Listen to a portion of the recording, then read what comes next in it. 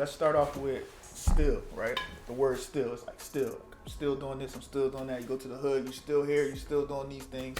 You still here. You still thinking about this. You still at this place. You still wearing this, and you still making music. Mm-hmm. Why? Because I feel like I have to keep doing it. You feel me? I feel like no matter what, I still have to do this. Now, when you talk about like still and people still doing stuff they don't need to keep doing, this is one of those things that I feel like I still need to keep doing. You know, like I stopped hanging around my neighborhood. You know, after still keep hanging around my neighborhood, hanging around crowds that wasn't for me or that wasn't matching the path I was headed in. But this is one of those things that, you know, is permanent still. Like you have to, when you find your passion, and I don't know. It's just I never stop finding myself in it. And most of the time we stop doing something because we don't see the purpose in it no more. Like we leave relationships, or like I said, I stop hanging around certain people because I don't see the purpose in it. I don't feel the need to stick around. And for this, it's like I never stop finding a reason to still do it. So for that, you know. So does it feel bigger than you? It feels way bigger than me. How? Give me some examples of how it feels. I had a conversation with Eric, and we encouraged each other to not give up, right? And I was telling him how much our purpose and our passion and the gift God gave us had other people's lives attached to it. And I have like so many people depending on, me to not to help them make it out, but to help them find a way out. You know what I mean? Like lives I don't even know exist. Not saying it in that sense. I will want to meet them one day, but lives, it's just you never know how many people you impact, and that's what make it bigger than you. You know, like it's not about me living. Honestly, does that bring pressure though? Because it's like I gotta do this instead of it's just being fluent. I gotta do this because I know so many people counting on me. Can you handle that pressure? It just depends on how much you love doing what you're doing, right? They say if you fall in love with your work, you'll never feel like you're working a day. Or if you fall in love with your job, and I feel like that's where it's going. At one point, it was pressure because I was thinking about it too far ahead, and now I take it day by day, and I don't trip over the stuff I can't control no more. You know, like I solely control what I can control, and whatever I can, I just leave it up to the higher power. So I don't know. No, it's no pressure at all. So the things you can control, what does that bring? Does that bring freedom? Does that bring happiness? Does that bring control? 1,000%. Freedom, happiness. We talk about in the project how I feel like 100% successful because I'm happy, not because I got a bunch of money and all these houses, cars, clothes, girls' world, whatever. It's because I'm happy, and that it's so simple, but it's so hard to get to. Like the things that we face, get into happiness, depression, being overwhelmed, overthinking, and like you said, like trying to control things won't have no control over. You feel me? And that bring you depression and you miserable because you mad at the world because you can't figure it out. So 100% success because I'm 100% happy. So working on this project, what's that Santa Claus moment? And I always say Santa Claus moment because we grow up and they tell us about Santa Claus and how he real, right? So finagling and finessing and creating this project, what part was that Santa Claus moment of truth where you found out that everything you realized was false or wasn't real, and you found it out for yourself and you feel vindicated? Numbers. I'm gonna say numbers. You can ask Kenny. We used to be in here trying to figure out the record. Before I realized I was an album artist, like a project artist, like to where I can't really drop singles because they don't do justice for me as an artist. Okay. So that's why we drop projects because so that's beyond point. Numbers. We used to be in here looking for that record to take us there, and I used to be in here losing my mind because I'm so versatile. You feel me? And we're so versatile, you know, and trying to get that one record, it's like it's so hard. So I be in here like, man, F it, like it's over for me because you can't get that record, but we doing it to get to reach a certain amount of numbers, to go viral, to reach 100 mil on YouTube, 200 mil on TikTok. Like That's actually the opposite of your happiness because you're trying 1,000%. to fall into finding the truth and what works for you. 1,000%. That's freedom. So like I can control this. And that's the thing that a dilemma that a lot of people don't have, where they don't realize is that it's 7.8 billion people in the world. Mm-hmm. How do you think that anything you sell or anything that you have is going to appeal to 7.8 billion? 1,000%. Somebody's not going to like it. 1,000%. So even you creating your cult following, who people like me, I hate singles. I love albums. I love to hear the beginning and all the way to the end and how they go together and how I can put them together. That's what I like. So you're my type of artist. 1,000%.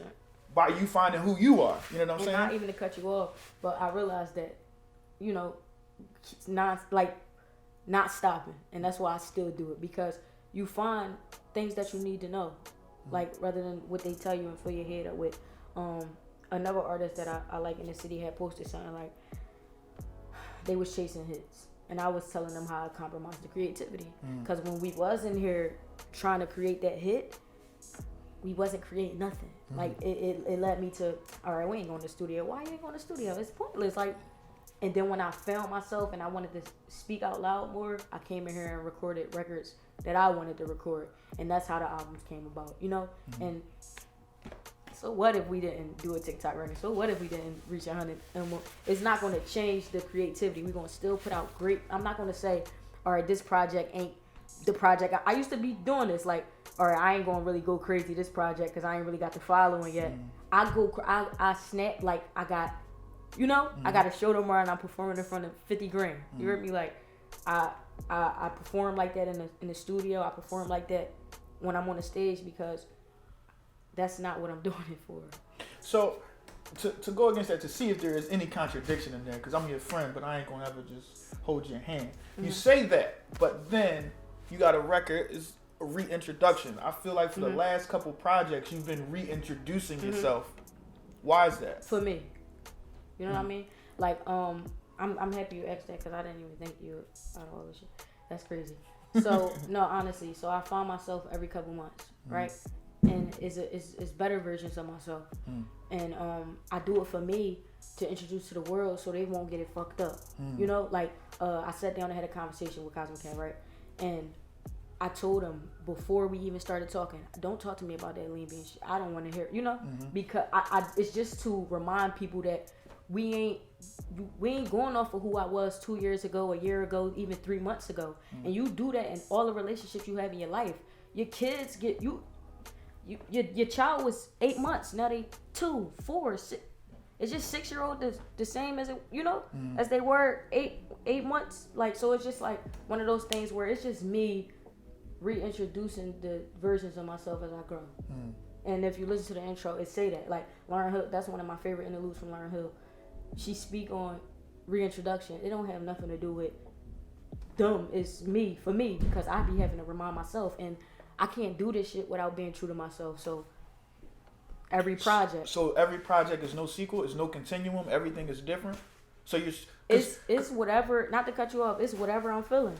Like it wasn't my intention to keep reintroducing myself. This just the start of it. Maybe the next project gonna be whatever it's gonna be. When you reintroduce yourself in a way where you're saying I'm growing, are you taking away expectations? Because like, if I hear an album from this person, their first album is fire, I'm expecting the second album to be the same style, the same wave.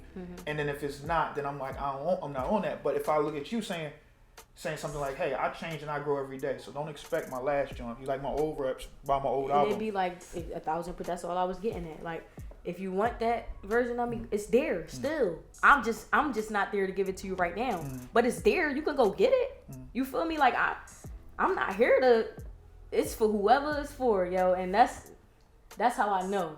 You feel me? That I'm not doing it. And I don't want to sound selfish, because of course I keep going for, the people that support it. But the honest truth is, I really do this shit for me. So whatever y'all don't accept, that's something y'all gotta take up with yourselves. Like, you feel me? Like, that's not nothing I can help y'all with. But I can promise you, and that you're gonna love every project. What is an opinion? What is an opinion?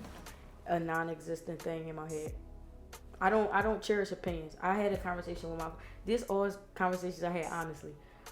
When I was working at Amazon, I had a conversation with myself, then I went and had it with somebody that I grew to love from that job that we got close as ever. But Chad, if I value opinions in any way, shape, or form, I would have to hold on. I would have to value them. Like if you tell me I'm great right now, I appreciate you, but it ain't gonna make me no never mind. It ain't gonna make or break what I think about myself.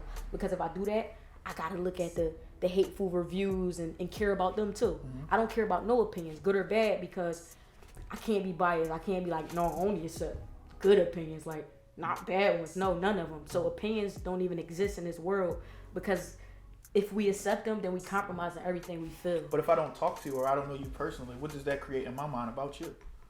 Whatever you wanted, whatever you cocky to me. You arrogant. And that's fine. That's fine. That doesn't matter to you? No. Okay. So underlining fact of the definition of opinions. Opinions is a thought of somebody's lifestyle or how they grew up or how they look at the world. So it's never going to be the same as yours. So their opinion shouldn't be warranted. So my question is, the opinions of people, the opinions that people have about your project, you don't waver at all.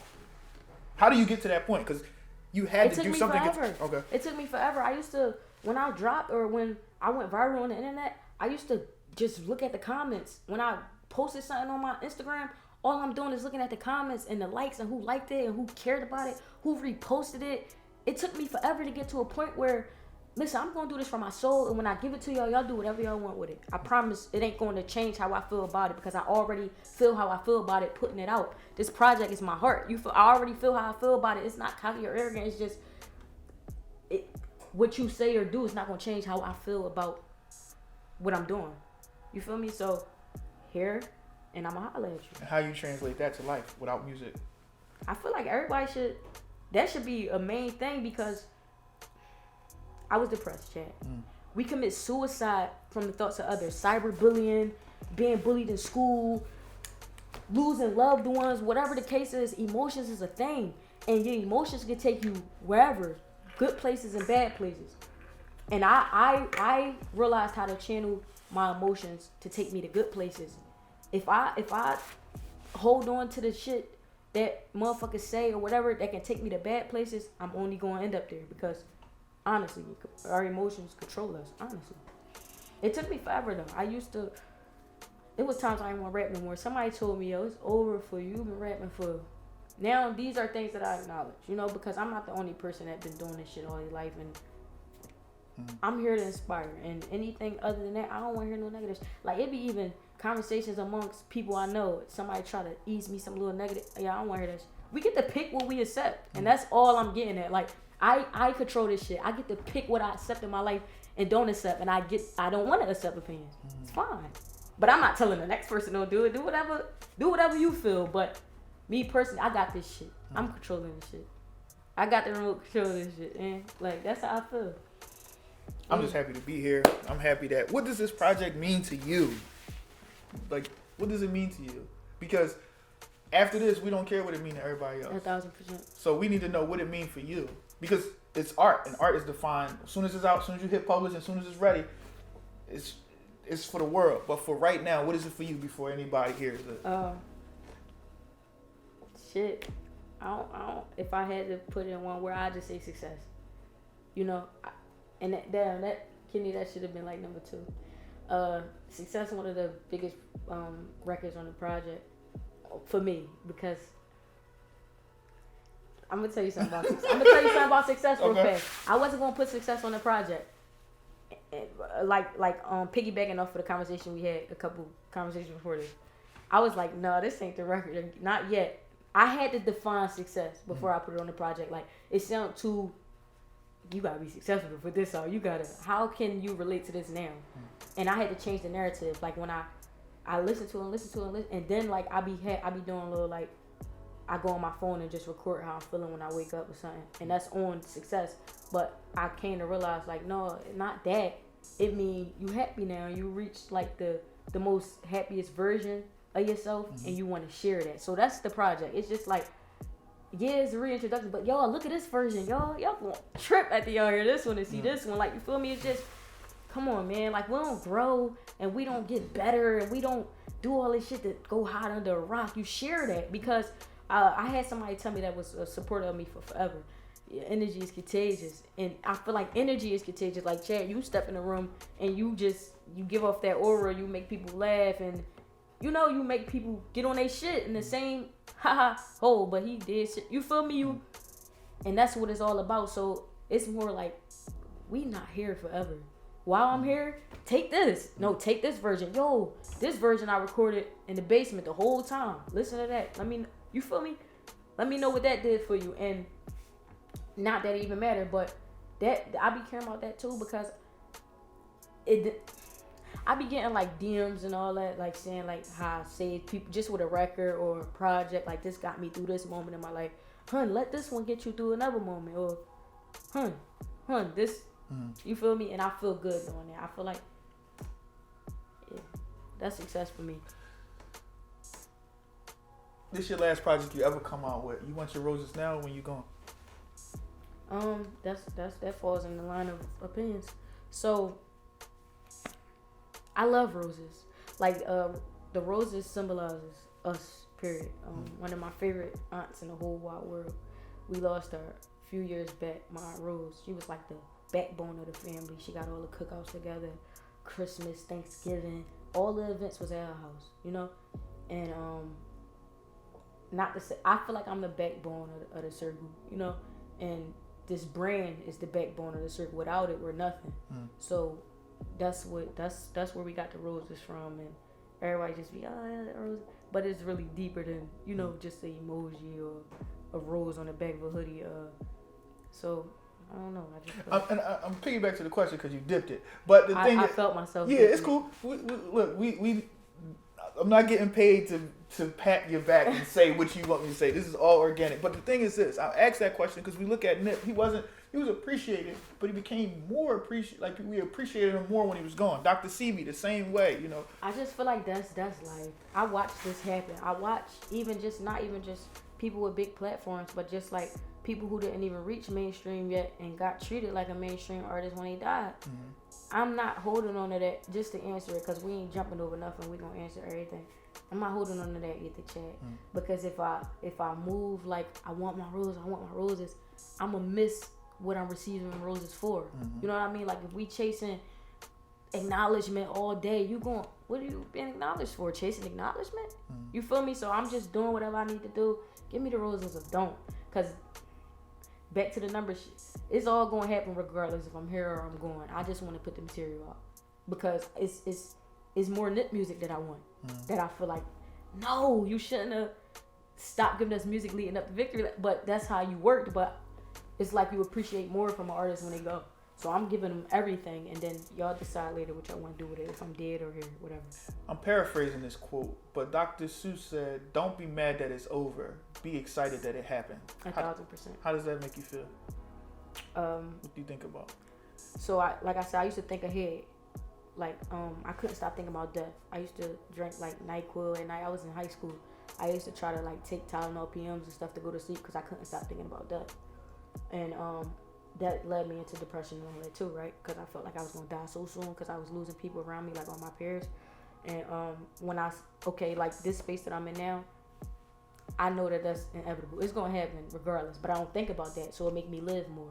It make me feel alive more. So I'm not depressed no more. I'm not even thinking about death, whatever. Like, you know what I mean? I'm living more. So I think what I got from that is cherish it while it's here. Like figure out all that later, because it's going to come to an end in a sense.